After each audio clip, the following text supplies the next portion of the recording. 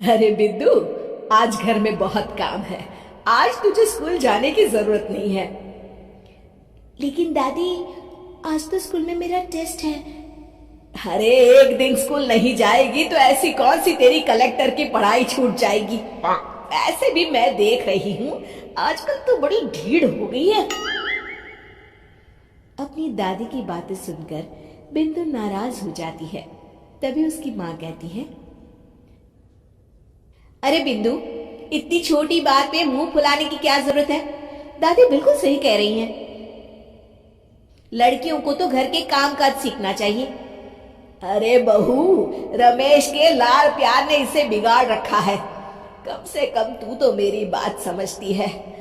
अच्छा, मेरी पूजा का समय हो गया है, मैं पूजा करने जा रही हूँ।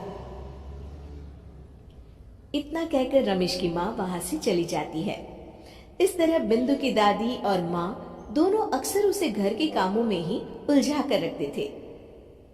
कुछ दिनों के बाद राजू और बिंदु के 10वीं के रिजल्ट्स आते हैं। दोनों बच्चे दादी को अपना अपना रिपोर्ट कार्ड दिखाते हैं। शाबाश मेरे लाल, तू तो बड़े अच्छे नंबरों से पास हुआ है। तभी बिंदु कहती है, दादी, मैं भी अच्छे नंबरों से पास हुई हूँ।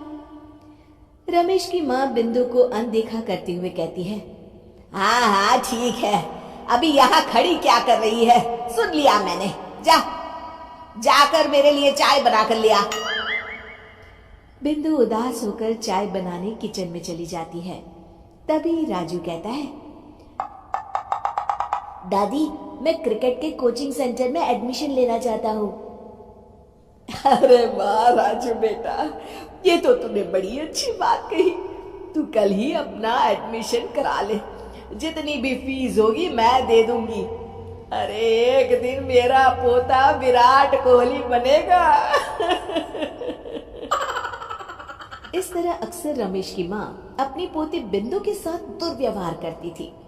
कुछ दिनों के बाद रमेश की माँ और उसकी पत्नी दोनों सास बहू मिलकर राजू का एडमिशन अच्छे स्कूल में करवा देते हैं, लेकिन बिंदु का एडमिशन नहीं करवाते। इस बात से नाराज होकर बिंदु अपनी दादी से कहती है, लेकिन दादी, मुझे भी आगे की पढ़ाई करनी है। अरे क्या करेगी आगे की पढ़ाई लिखाई करके, हैं? आज से ये पढ़ाई का भूत अपने दिमाग से उतार दे। इतना कहकर रमेश की माँ वहां से चली जाती है।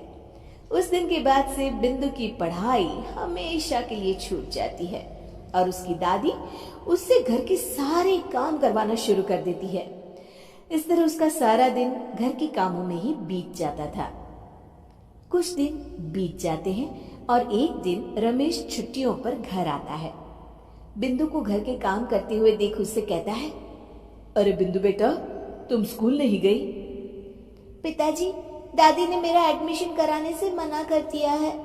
वे कहती है घर पे रहकर घर के काम करना सीख। अपनी माँ का ये बर्ताव देख रमेश को बहुत गुस्सा आता है और वो अपनी माँ से कहता है, माँ, ये तुमने क्या किया?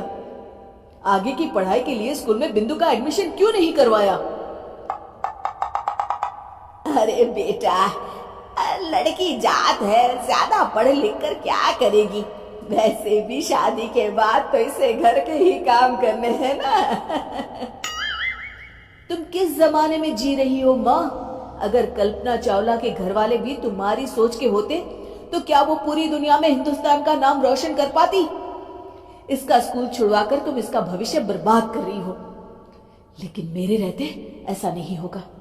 बिंदु बेटा, कल ही तुम्हारा एक अच्छे स्कूल में एडमिशन करा दूंगा। तुम जितना चाहे उतना पढ़ो, मेरे होते हुए तुम्हें किसी बात की चिंता करने की जरूरत नहीं है। अपने पिता से हौसला पाकर बिंदु खुश हो जाती है और कहती है, जी पापा, मैं खूब मन लगाकर पढ़ाई करूंगी और बड़ी होकर डॉक्टर बनूंगी। ये हुई ना बात, शाबाश मेरी बेटी। शिक्षा, लड़का हो या लड़की, हमें दोनों को आगे बढ़ने का मौका देना चाहिए।